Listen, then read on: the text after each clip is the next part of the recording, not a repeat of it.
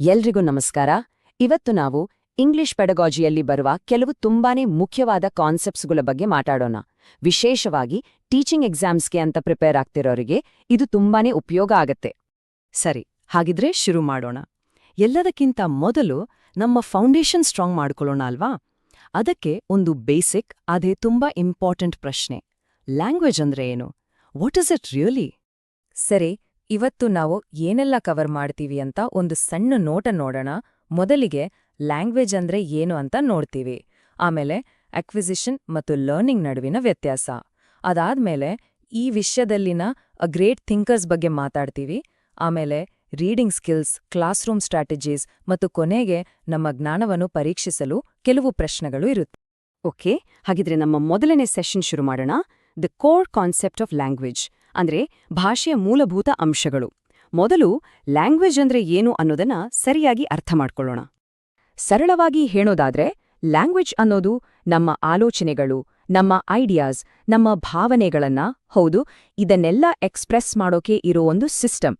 ಈ ಕಮ್ಯುನಿಕೇಷನ್ಗಾಗಿ ಇದರಲ್ಲಿ 3 ಮುಖ್ಯವಾದ ರೂಪಗಳಿವೆ. ಆ 3 ಫಾರ್ಮ್ಸ್ ಯಾವುವು ಅಂದ್ರೆ 1 ಓರಲ್ ಅಂದ್ರೆ ನಾವು ಮಾತಾಡೋದು, 2 ರಿಟನ್ ಅಂದ್ರೆ ಬರವಣಿಗೆ, ಮತ್ತು 3ನೇದು ಸೈನ್ ಅಂದ್ರೆ ಸಂಜ್ಞೆಗಳ ಮೂಲಕ ಸಂವಹನ. ಇದರಲ್ಲೊಂದು ಇಂಟ್ರೆಸ್ಟಿಂಗ್ ಪಾಯಿಂಟ್ ಇದೆ ನೋಡಿ. ರಿಟನ್ ಲ್ಯಾಂಗ್ವೇಜ್ ಅಂದ್ರೆ ಬರವಣಿಗೆ ಇದೆಯಲ್ಲ, ಅದು ಓರಲ್ ಲ್ಯಾಂಗ್ವೇಜ್ ಅಂದ್ರೆ ಮಾತಿಗಿಂತ ಹೆಚ್ಚು ಸ್ಟೇಬಲ್, ಹೆಚ್ಚು ಸ್ಥಿರ ಅಂತ ಹೇಳ್ತಾರೆ. ಸರಿ, ಈ ಬೇಸಿಕ್ ಕಾನ್ಸೆಪ್ಟ್ ಮೇಲೆ ಒಂದು ಪ್ರಶ್ನೆ ನೋಡೋಣ. ಈ ತರಹದ ಪ್ರಶ್ನೆಗಳು ಪರೀಕ್ಷೆಗಳಲ್ಲಿ ಪದೇ ಪದೇ ಬರ್ತಾ ಇರುತ್ತೆ.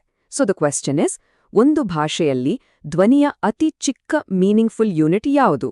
ಸಿಂಟ್ಯಾಕ್ಸ್, ಸಿಮ್ಯಾಂಟಿಕ್ಸ್, ಮಾರ್ಫೇಮ್ ಅಥವಾ ಫೊನೀಮ್? ಯೋಚನೆ ಮಾಡಿ.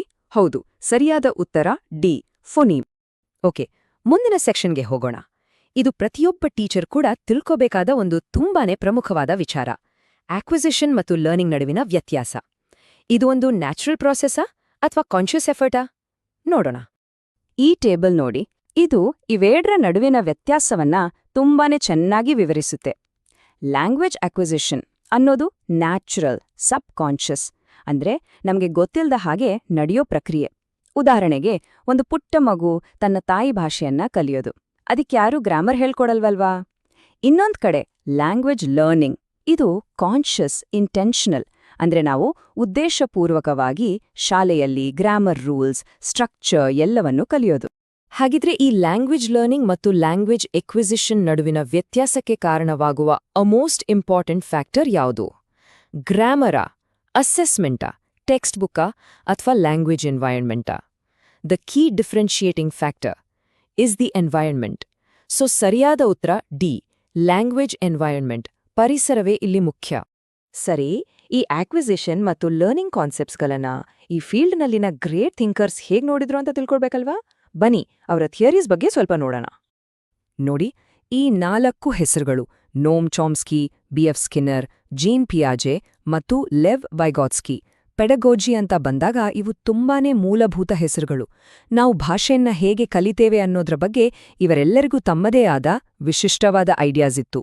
ಮೊದಲಿಗೆ ನೋಮ್ ಚಾಮ್ಸ್ಕಿ, ಇವರ ಥಿಯರಿ ತುಂಬಾನೇ ಫೇಮಸ್.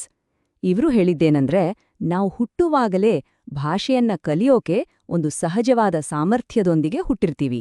ನಮ್ಮ ಬ್ರೈನ್ನಲ್ಲೇ ಒಂದು ಲ್ಯಾಂಗ್ವೇಜ್ ಆಕ್ವಿಸಿಷನ್ ಡಿವೈಸ್ ಅಂದ್ರೆ LAD ಅಂತ ಒಂದು ಡಿವೈಸ್ ಇರುತ್ತೆ ಅಂತ ಅವರು ಪ್ರತಿಪಾದಿಸಿದ್ರು. ನೆಕ್ಸ್ಟ್ ಬರೋದು ಬಿ.ಎಫ್. ಸ್ಕಿನ್ನರ್. ಇವರ ದೃಷ್ಟಿಕೋನ ಸ್ವಲ್ಪ ಬೇರೆ. ಇವರ ಥಿಯರಿ ಬಿಹೇವಿಯರಿಸಂ ಮೇಲೆ ಆಧಾರಿತವಾಗಿತ್ತು. ಅವರ ಪ್ರಕಾರ ಮಕ್ಕಳು ಭಾಷೆಯನ್ನ ದೊಡ್ಡವರನ್ನ ನೋಡಿ ಅವರನ್ನ ಇಮಿಟೇಟ್ ಮಾಡಿ, ಅಂದ್ರೆ ಅನುಕರಿಸಿ ಕಲಿತಾರೆ. ಇಟ್ಸ್ ಎ ಲರ್ನ್ಡ್ ಹ್ಯಾಬಿಟ್ ಅಂತ ಹೇಳಿದ್ರು. ಆಮೇಲೆ ಬರೋದು ಜೀನ್ ಪ್ಯಾಜೆ ಮತ್ತು ಲೆವ್ ವೈಗಾಟ್ಸ್ಕಿ. ಇವರಿಬ್ರು ಥಾಟ್ ಅಂದ್ರೆ ಆಲೋಚನೆ ಮತ್ತು ಲ್ಯಾಂಗ್ವೇಜ್ ಅಂದ್ರೆ ಭಾಷೆ, ಇವೆರಡರ ನಡುವಿನ ಸಂಬಂಧದ ಮೇಲೆ ಫೋಕಸ್ ಮಾಡಿದ್ರು. ಪ್ಯಾಜೆ ಹೇಳಿದ್ದು ಥಾಟ್ ಕಮ್ಸ್ ಬಿಫೋರ್ ಲ್ಯಾಂಗ್ವೇಜ್, ಅಂದ್ರೆ ಆಲೋಚನೆ ಮೊದಲು ಬರುತ್ತೆ, ಭಾಷೆ ಆಮೇಲೆ ಅಂತ. ಆದ್ರೆ ವೈಗಾಟ್ಸ್ಕಿ ಪ್ರಕಾರ ಥಾಟ್ ಮತ್ತು ಲ್ಯಾಂಗ್ವೇಜ್ ಎರಡೂ ಕೂಡ ಬೇರೆ ಬೇರೆಯಾಗಿ ಡೆವಲಪ್ ಆಗಿ ಆಮೇಲೆ ಒಂದಕ್ಕೊಂದು ಸೇರ್ಕೊಳ್ತವೆ, ಮರ್ಜ್ ಆಗ್ತವೆ. ಸರಿ, ಇಷ್ಟೊತ್ತು ನಾವು ಥಿಯರೀಸ್ ಬಗ್ಗೆ ಮಾತಾಡಿದ್ವಿ. ಈಗ ಸ್ವಲ್ಪ ಪ್ರಾಕ್ಟಿಕಲ್ ಸ್ಕಿಲ್ಸ್ ಕಡೆಗೆ ಗಮನ ಕೊಡೋಣ, ಆಯ್ತಾ? ಓದುವಾಗ ನಾವು ಬಳಸಬಹುದಾದ 2 ತುಂಬಾನೇ ಎಸೆನ್ಷಿಯಲ್ ರೀಡಿಂಗ್ ಸ್ಕಿಲ್ಸ್ ಬಗ್ಗೆ ಈಗ ತಿಳಿದುಕೊಳ್ಳೋಣ. ಆ ಸ್ಕಿಲ್ಸ್ ಯಾವುವು ಅಂದ್ರೆ ಸ್ಕಿಮ್ಮಿಂಗ್ ಮತ್ತು ಸ್ಕ್ಯಾನಿಂಗ್. ಇವೆರಡಕ್ಕೂ ವ್ಯತ್ಯಾಸ ಇದೆ. ಸ್ಕಿಮ್ಮಿಂಗ್ ಅಂದ್ರೇನು?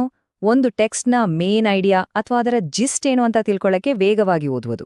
ಉದಾಹರಣೆಗೆ ಪೇಪರ್ ಹೆಡ್ಲೈನ್ಸ್ ಓದ್ತೀವಲ್ಲ ಹಾಗೆ. ಅದೇ ಸ್ಕ್ಯಾನಿಂಗ್ ಅಂದ್ರೆ ಒಂದು ಸ್ಪೆಸಿಫಿಕ್ ಇನ್ಫಾರ್ಮೇಷನ್, ಒಂದು ನಿರ್ದಿಷ್ಟವಾದ ಮಾಹಿತಿಗಾಗಿ ಹುಡುಕೋದು. ಉದಾಹರಣೆಗೆ ಒಂದು ದೊಡ್ಡ ಲಿಸ್ಟ್ನಲ್ಲಿ ನಮ್ಮ ಹೆಸರೆಲ್ಲಿದೆ ಅಂತ ಹುಡುಕೋದು. Got it? ಈಗೊಂದು ಇಂಟ್ರೆಸ್ಟಿಂಗ್ ಫ್ಯಾಕ್ಟ್ ಹೇಳ್ತೀನಿ ನೋಡಿ.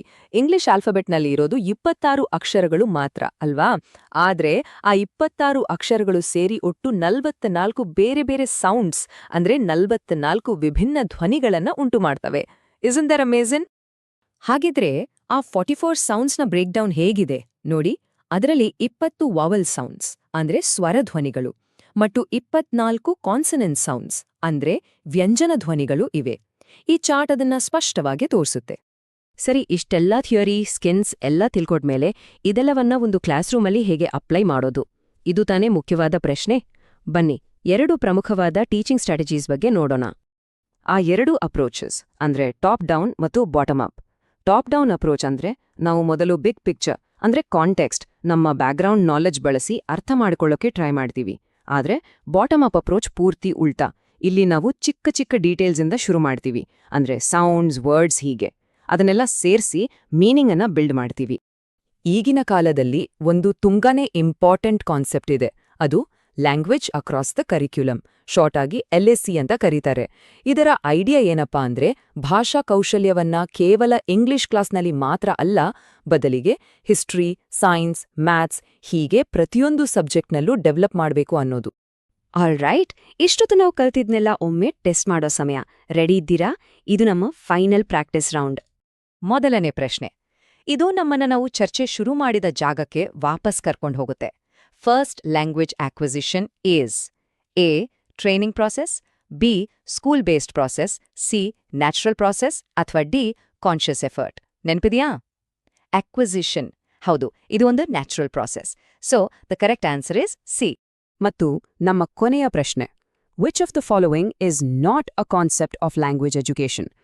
ಕೆಲವೊಮ್ಮೆ ಯಾವುದು ಸರಿ ಅಂತ ಗೊತ್ತಿರೋದು ಎಷ್ಟು ಮುಖ್ಯವೋ, ಯಾವುದು ತಪ್ಪು ಅಂತ ಗೊತ್ತಿರೋದು ಕೂಡ ಅಷ್ಟೇ ಮುಖ್ಯ. ಆಪ್ಷನ್ಸ್ ನೋಡಿ: grammar translation method, multilingualism, language across the curriculum. ಇವೆಲ್ಲವೂ ಲ್ಯಾಂಗ್ವೇಜ್ ಎಜುಕೇಷನ್ಗೆ ಸಂಬಂಧಿಸಿದ್ದು. ಆದರೆ ಟೈಪ್ಸ್ ಆಫ್ ನೆಟ್ವರ್ಕಿಂಗ್ ಇಲ್ಲ, ಅದಕ್ಕೆ ಸಂಬಂಧ ಇಲ್ಲ. ಸೊ ದಿ ಆನ್ಸರ್ ಈಸ್ ಸರಿ.